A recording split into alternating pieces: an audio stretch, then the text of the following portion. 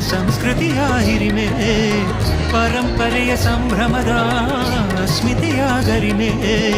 ಮೈಸೂರಿದು ಕರುನಾಡಿಗೆ ಸಂಸ್ಕೃತಿಯ ಹಿರಿಮೆ, ಪರಂಪರೆಯ ಸಂಭ್ರಮದ ಅಸ್ಮಿತೆಯ ಗರಿಮೆ.